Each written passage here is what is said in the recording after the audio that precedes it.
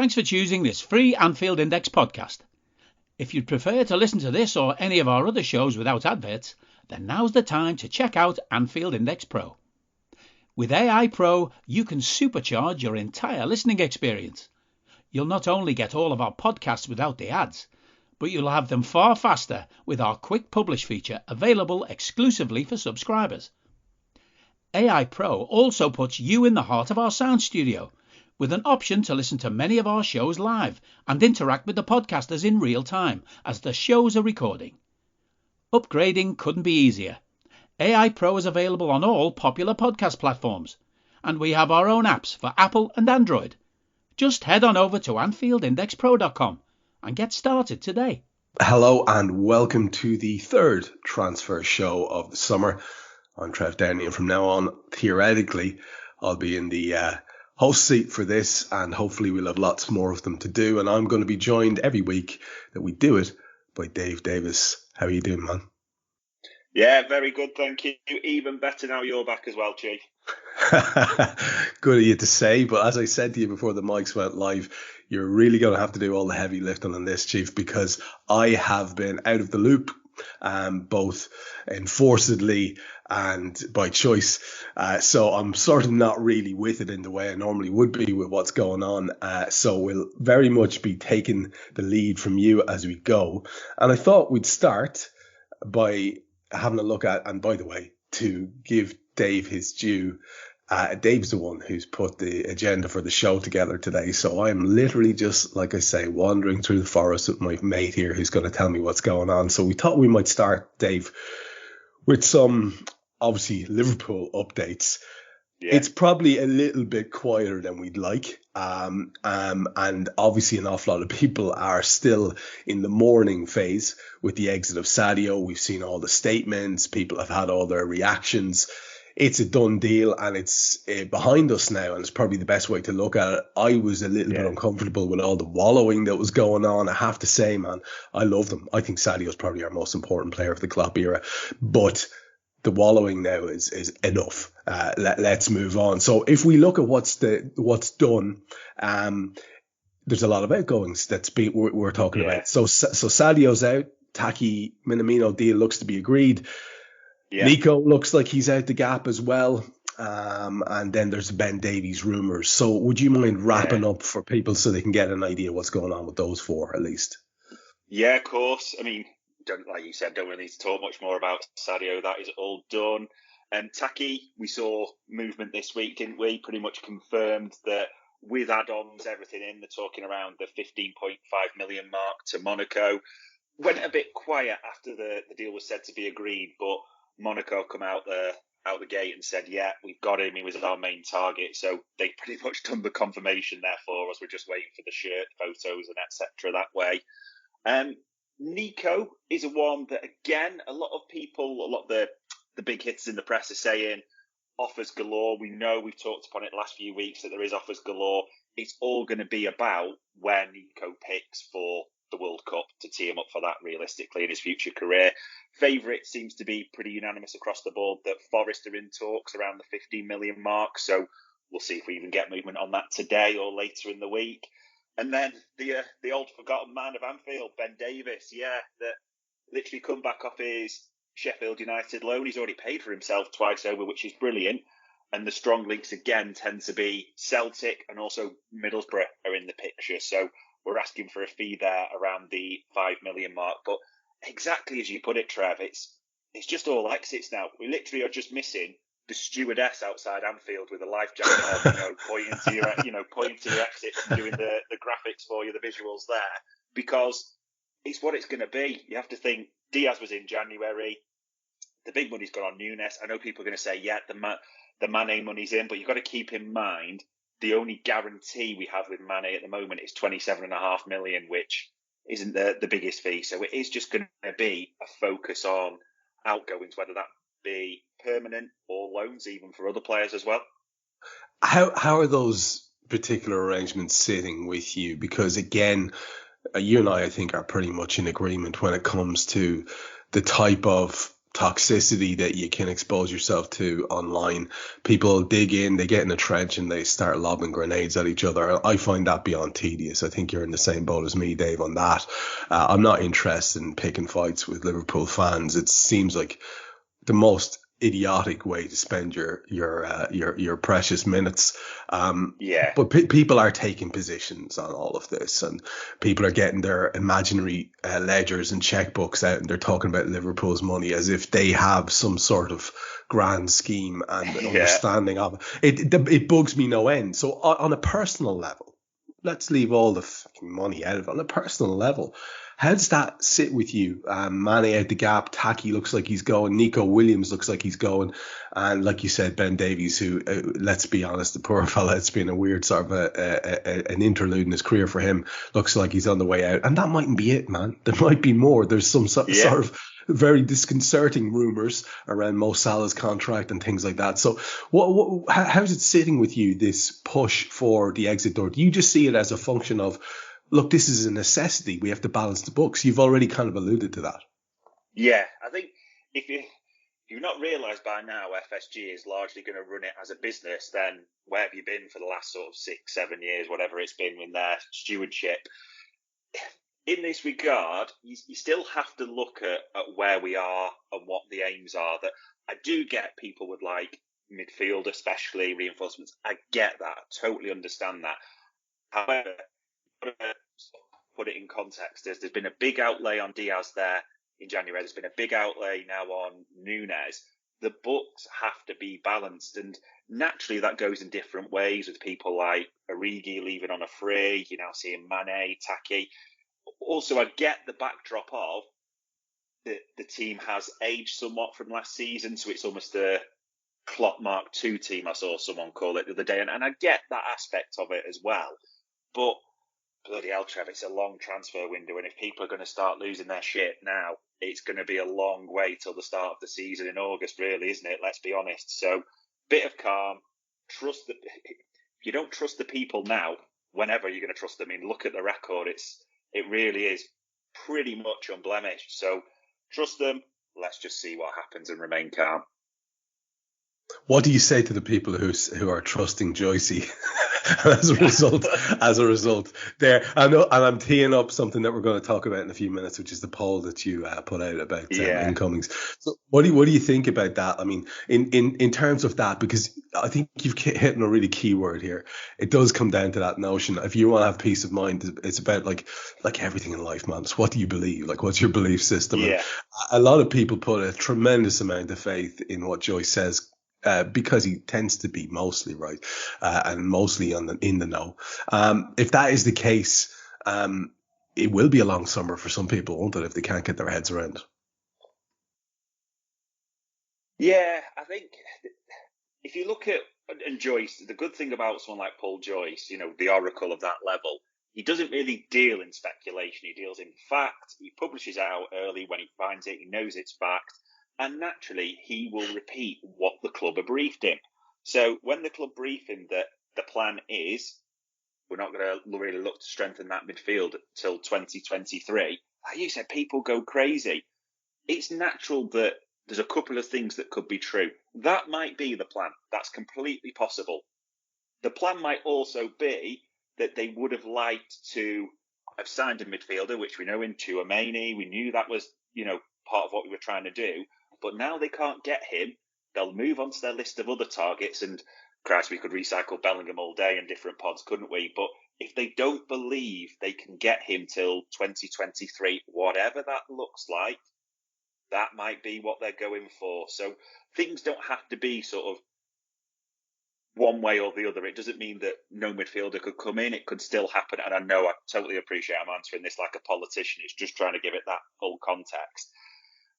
Opinion-wise, I think at the moment, Liverpool are waiting to see how the chips fall. They really are, and what progresses. It's so early in the window. And there's, like you said, exits, opportunities. There's a million things that could still happen. Diaz is the example, and people have got to keep this in mind. Liverpool had no plans to sign anyone in January. No plans at all. They moved because Tottenham moved. It accelerated that plan. who knows what's going to happen before the summer, what move triggers what. So I believe what Joyce was said is in the club briefed him that. I believe in some element that is how it stands at the moment. However, saying it again, there is a long way until this window closes, and we're going to be speaking about this again, no doubt. Of course. And we'll touch on it again in a few minutes when we refer to the poll. But whatever about exits and people looking like they're on their way out permanently with various moves, there are also probably big loan situations that are possible as well, with the likes of Lewis, Cometio, Bradley, maybe Vandenberg. And as I listen to your namesake on a regular basis on his daily show as well, and he's been touting a move for Curtis on loan. Again, with the midfield situation as it is, that's one that will be a controversial shout. What do you know? What have you heard around loan moves or possibilities thereof?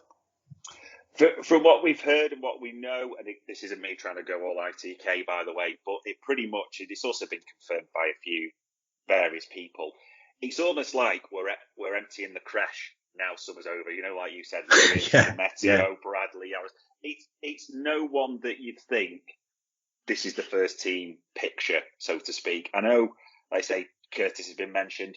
Genuinely, and we mentioned it the other week, they have had inquiries galore. They have battered them off for Curtis straight away. It's not even been a we'll consider it. It's been a straight no, don't ask again type of thing. So the only other things that might happen from a loan perspective, it's going to be maybe who shines in pre-season. Usually we have a star, don't we, in pre-season, like a youth player that looks good. And before you know it, good for them. They're out the door, so to speak. They're getting that first team experience. Vandenberg, you mentioned as well. So I really don't see any loan exits bar the kids, the youth teams, realistically. Maybe those on the fringes, but Curtis, not going anywhere. Now, the big story is by the way, that's interesting because, like I said, it's an opinion that's quite passionately held by some people. I tend to agree with you entirely, I have to say. But as regards the big sort of elephant in the room, it's the Salah contract. Always has been. Yeah. It was in the run up to the Champions League final as well. There's been a very different sort of take on Mo since the second half of the season happened, despite the fact he scooped up all the rewards, and people will tell you about all the various metrics which show that his output was X, Y, and Z. In reality, where it really counts, getting things over the line by scoring the actual goals in the way that he had been doing, there was definitely a contrast between the first and the second halves of the season. That's not really that's not up for debate, Dave. That's like, I've seen some really tedious kind of conversations going over and back with people pointing to various metrics. Look, the metric would be score a fucking goal in the Champions League final. Score, do that type of thing. That's what he's so good. We needed him to do that, and alas, that's the difference between us possibly staring down the barrel of a quadruple or not. And it's not putting all of it on Mo's shoulders. We're just saying, when you got somebody that good, Dave, you need him to be that good if you're going to challenge the very, very best and win these big prizes. It's as simple as that. That's the pressure that comes with that role, the pressure that he's created for himself by being this good. Now, we come to the speculation about why is this contract not getting signed? I mean, for one, my take has always been, give the lad whatever he wants, but I understand that goes against a kind of a club policy, and therefore I'm not going to get into playing money. They're going to run it the way they're going to run it, and you and I have no say in that. What's your feeling on how things are progressing around the Mo Salah situation?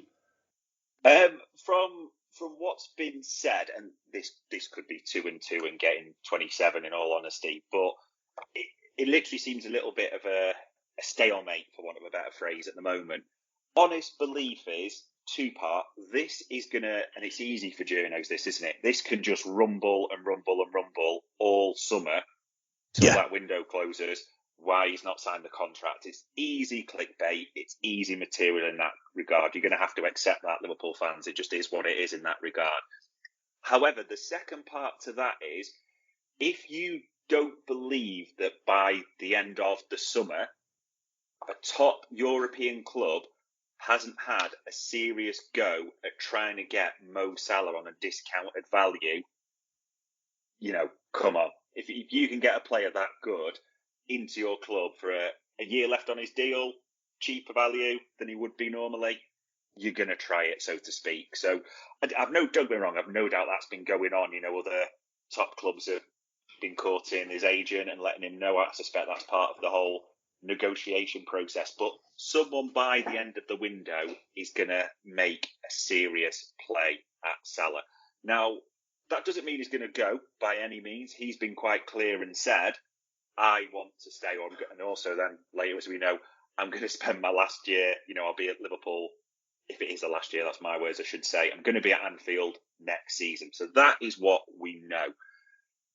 Personal speculation is, personal belief, we have one more go. There's one more compromise, shall we say, where it's Salah, this is it. This is what we can give you. This is the best deal. At some point, he then has to say, it's yes or no, isn't it?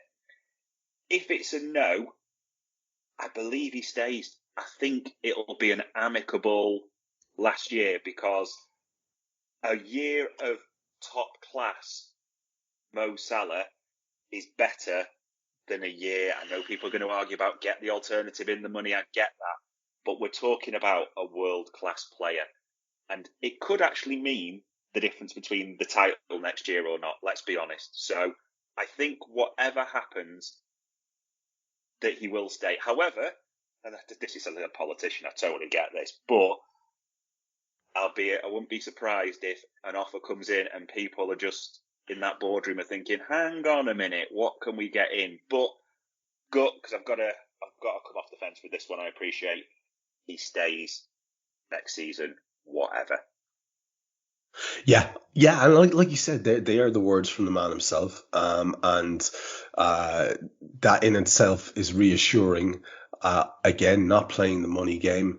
I understand the consequences of him staying and walking away without the club being able to cash in on a player of Mo Salah's stature. That's sort of bananas scenario. But this is where we are, and there are trade-offs to be made. And like you said, a happy Salah in his last year could be the difference between us getting a big ears over the line, which is literally why any of us are in this, if we're being honest, Dave. And that brings us nicely then to the poll, which I'd like you to tee up, just in terms of what it was that the question was asked and any results that came out of it, and we might take it from there.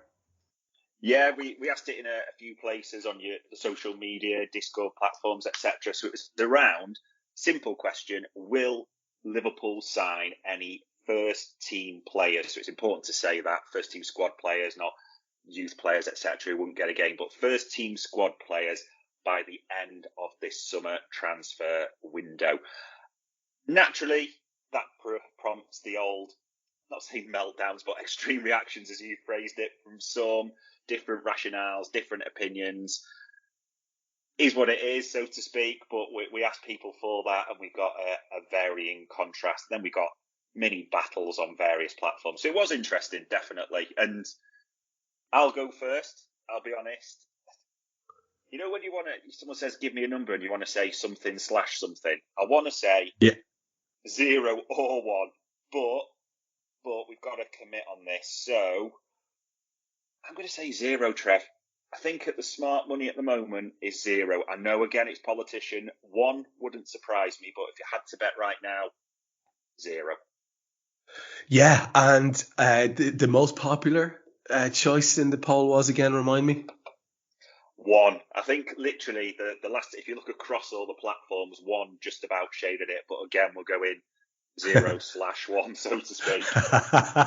Yeah. Now, here's where we have to balance this, right? So you and I are looking down the barrel of doing a summer of these shows together, and like genuinely, this is the type of thing I love doing. So I'm looking forward to that.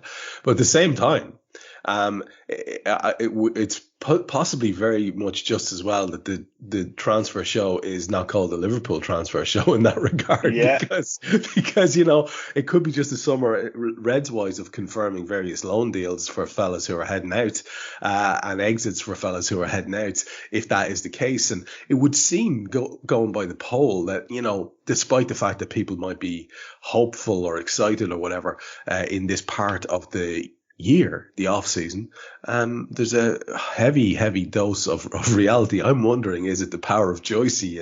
In that regard, I will have to commit as well. And I don't think just because we're not getting a midfielder in, and by the way, my tuppence on this, because I haven't really spoken to you on one of these shows yet. I remember a couple of years ago, I said, if we didn't get a centre half in, it would be negligent and it could cost us, and it ended up doing so. And I feel that situation is exactly the same now with regards to the midfield. My personal opinion, which is all this is that there's a lack of a robust, energetic, creative midfield player in that mix that we currently have. There, if you go through each of them, there are little issues that make you raise your eyebrow in too many cases regards fitness and availability. So for me, that midfield needed addressing. We had too many lined up. I don't think you just don't do that.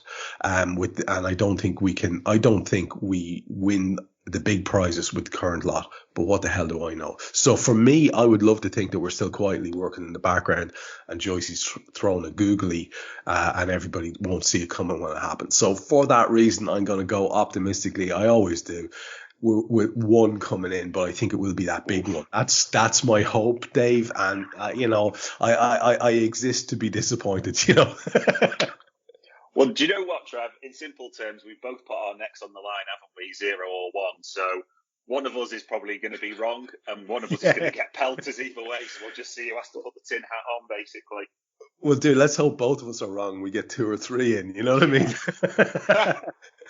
So let's see how that goes. We may revisit that poll in 4 weeks' time and see if it's a little bit more doom and gloom or a little bit more optimistic. Now, we should have a wider view because, like I say, this show, and we've got 20 odd minutes left, and the second 20 minutes is going to be focused on looking around at other signings that are going on at the moment. And of course, we could start maybe with some of the big moves that we're seeing in Europe. Dortmund, for example, lots going on there in the wake of their big windfall, and I suppose the knock-on effect from that. They've got Haller from Ajax. They've got Adeyemi, Niklas Süle. They've got Schlotterbeck, Braff. A lot of movement there. That's quite a reshaping of that squad. Yeah, it is. It's literally Dortmund. They're known for buying, and obviously they've got that almost. I call it like a second link in the chain for the big clubs, as in they buy the young stars, don't they? They make them into stars, and then the big clubs come and poach them. That's their business model, so to speak. So naturally, they've had that with Haaland and Sancho, the 2 big exits, and we don't need to get into all the speculation around Bellingham, but he's the next one that's expected out the door, whenever that will be. They've gone bigger than maybe many expected. Like you said, Haller from Ajax, there's the striker, Adeyemi from Salzburg, big names. 2 centre-backs as well, so Süle on a free, Schlotterbeck, German internationals, Braff from City, and now the other one that actually came out late last night and even seems to be suggested this morning in a few places is Chukwuemeka. They've got him lined up. They've done a deal from Aston Villa. A bit unknown on that because he has 12 months left to go. So people don't know if it's a deal that's going through now, when they pay Villa that bit of compensation, so to speak, for the year, or if it's a deal in place that when he's a free next season type of thing. So there's a little bit of unknown with that.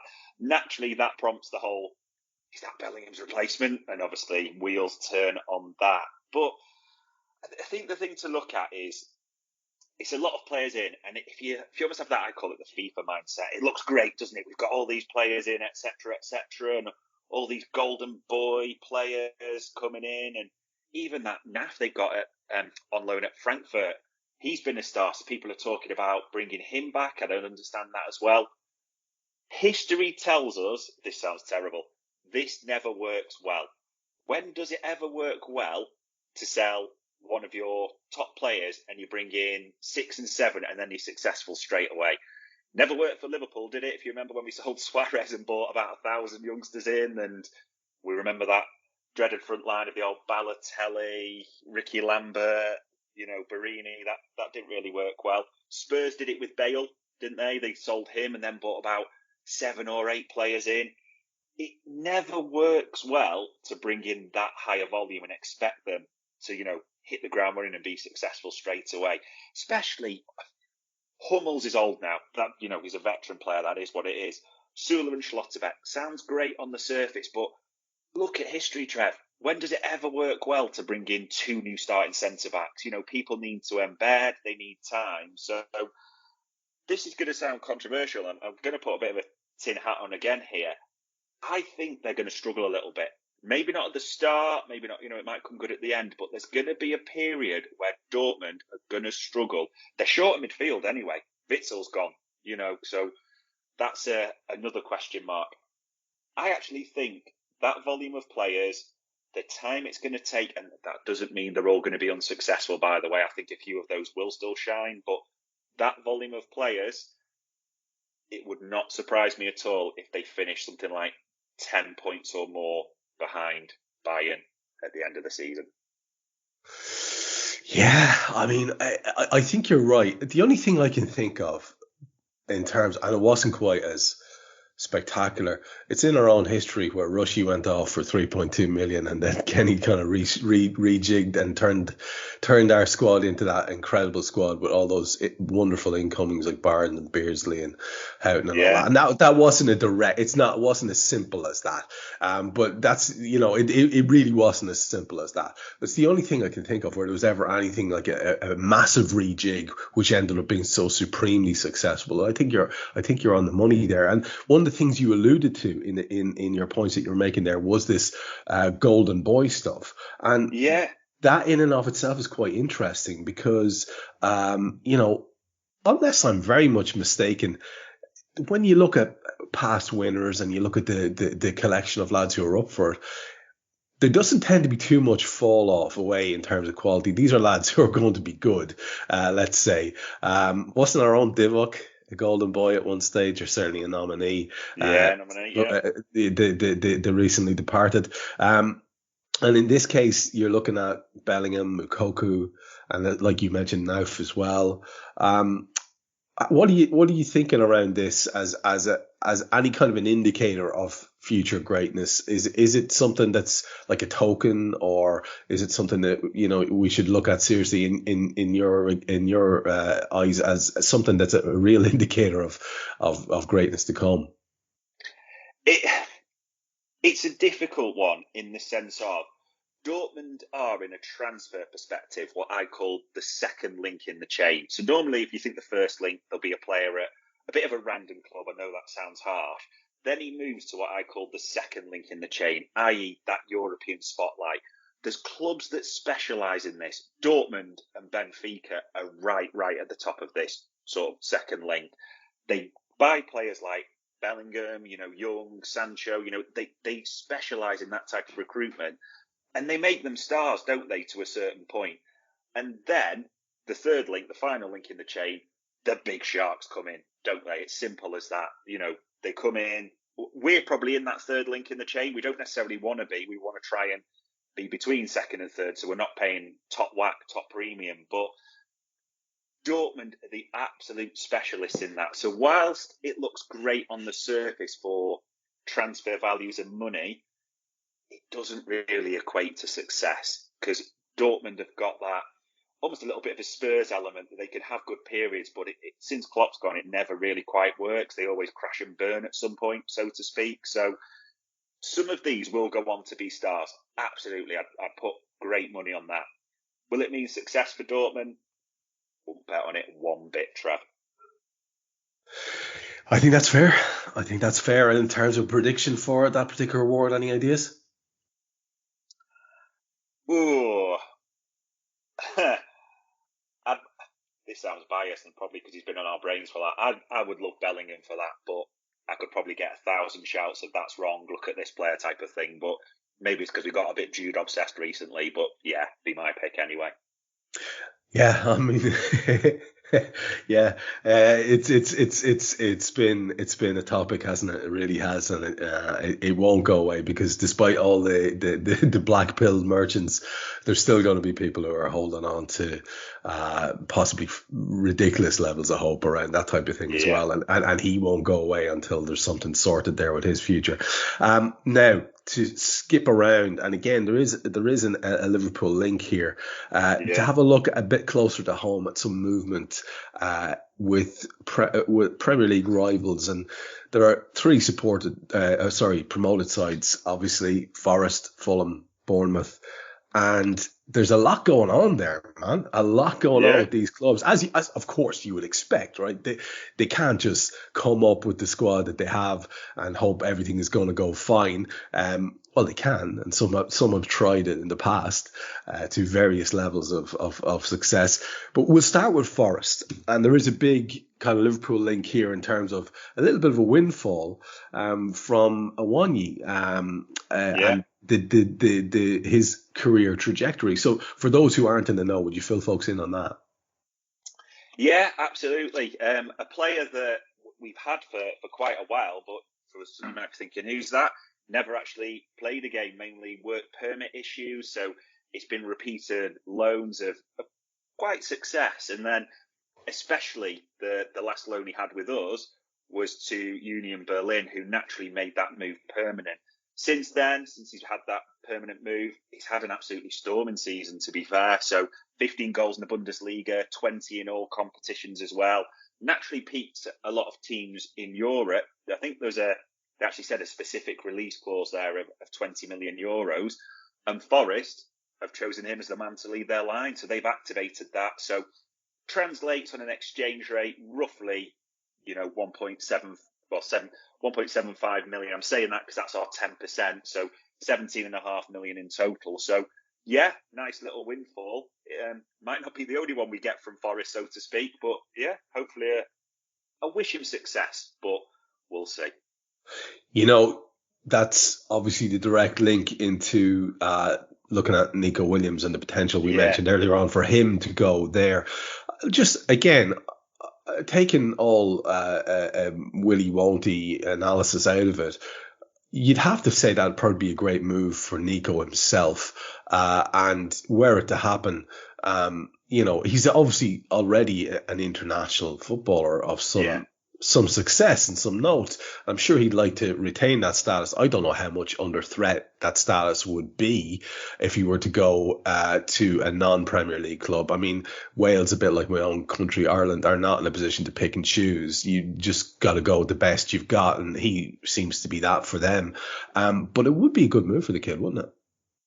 Yeah, absolutely. I think Forest did so well. They had Jed Spence there, and I think a lot of people assumed that move would be made permanent, but doesn't look like it. It looks like he's headed for Spurs, so they need that right-sided, almost right-back, wing-back that they also play as well. So I think it'd be a great move for him. He'd be a first-team starter. They try and play quite aggressive attacking football, and if we can get, which is suggested they're in talks around this 15 million mark, and hopefully playing another one of the promoted clubs off against each other, but we know there's multiple offers in there. Anything around 15 million, I think, for Nico is just great business for every single party involved. The other story is Henderson on loan from United. Pretty highly rated Henderson by a lot of people. What do you think of that as a move for Forest? Great move again for both. I think in the nicest way, having had that loan at Sheffield United, people wanted to see him take his next step, and he got sold a load of false promises at United, didn't he? That he was going to challenge David De Gea, and he's almost wasted that year of his career. In a way, when Forest came up, their keeper, I think Bryce Amber, said, I'm not going to renew, so that surprised a lot of people. I actually think, though, they're ending up, these circumstances dictated, with a better keeper than he is anyway. I think it's a great move. I'm not saying Henderson is world beating, but I think for Forest, that is a great, if it does happen, which it looks likely, on loan signing. Great signing. Now, if they were to stay up and do reasonably well and have a protracted period of time in the Premier League, then you could see something like that becoming permanent. Of course, that is the question. And again, fully hands in the air here. I'd have limited knowledge of what was going on in the divisions below the one in which Liverpool operate. I'd have a natural curiosity I always have, so you'd be kind of aware. But there's a simple question to be asked here. Do you think Forest do enough to stay up, man?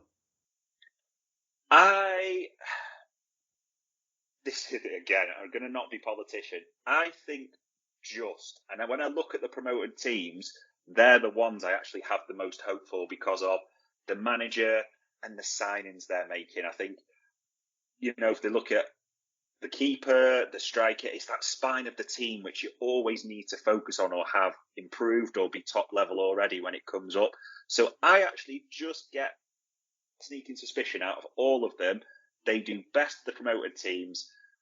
And I don't know why, Trev, but I just think they just survive. I have that feeling too. And I can't be any more scientific than that. I have that feeling about it. At this stage, I think you can do all the analytics you want based on championship performance, because it doesn't translate at all, really. And the teams have absolutely walked it and then struggled. So and unlikely candidates have come up and established themselves. So it'll very much depend. But I would say this: I think there's a strong sort of way of working there and a system, and I have admired it when I've seen it in the past, in the recent past. So I think they might have enough as well. The other two, of course, are Fulham and Bournemouth. And to start with, Fulham, there's again lots going on here. Carvalho joining us will obviously leave them with a sort of situation that they're going to have to address, because he was highly effective for them. That will be a key thing that they have to address. There are a couple of other bits and bobs that are possibly going on as well. So we'll just address them one by one. But just on the Carvalho thing first, because of the Liverpool link, a very unique footballer who did a super job for them, Dave. I mean, not going to be easy to replace. When you're talking about translating a system from what you did last year to what you're going to do next year in the Premier League, he's been pretty vital for them. He's absolutely crucial. I mean, it was no coincidence we're talking about Championship's Young Player of the Year in their Team of the Year. This is going to be fascinating, but I think we've got an absolute bargain in regards to 5 million. I know it can go up to 8 with potential add-ons, but I think this could be one we look back on and say that's a bargain. But I know we're talking about Fulham, so what does it mean for them? A massive hole in their side. And probably shows my hand because it popped into my head a minute ago when we were saying Fulham and Bournemouth. For me, Trev, this is the race for 19th. I know that sounds terrible, but this really is the race for 19th next season. That they've lost him already. I know they've been linked with people like Palhinha from Sporting, and Solomon's maybe coming in, and it's a lot of inquiries. Like I think Moise Keane's even been mentioned, Nico, possibly. But I look at Fulham, I think they've lost him, so that's a massive weakness already. Who's going to supply Mitrovic? Is Mitrovic going to be as effective in the Premier League? No. He's lost his supply? Yes. Right. Do Fulham have defensive problems? Yes. Are they going to probably get exposed at the Premier League level? Yes.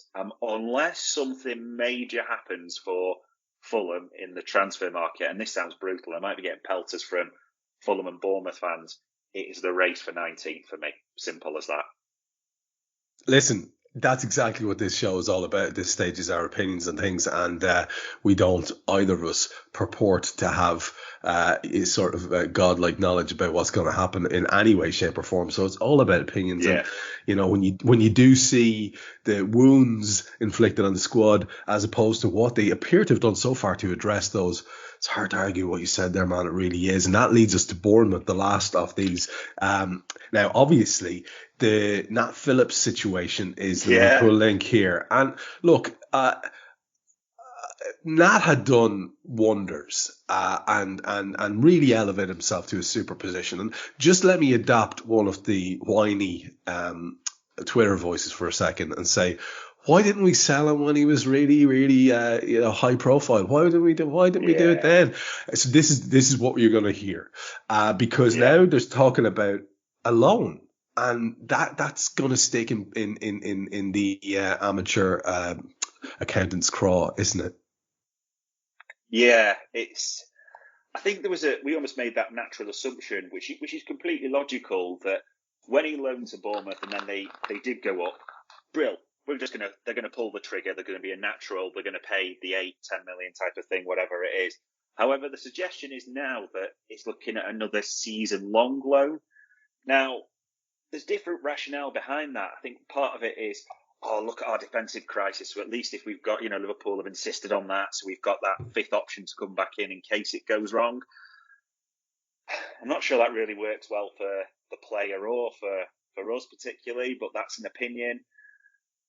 I just don't think this is a good move if it is a loan for Nat. That I get he's going to be playing first team football, but he's been messed around a lot, and he kind of intimated in his last interview, he wants that settled home. He wants to be playing football at the highest level possible. So I don't really understand why it's not a move, but the indications are at this stage, a loan to Bournemouth is looking favourite. Yeah, and like I say, and by the way, when I say whiny voices, I mean I can absolutely see the logic in those whiny voices. It's just I don't really see the point. I never see the point. It's such a concentrated waste of energy.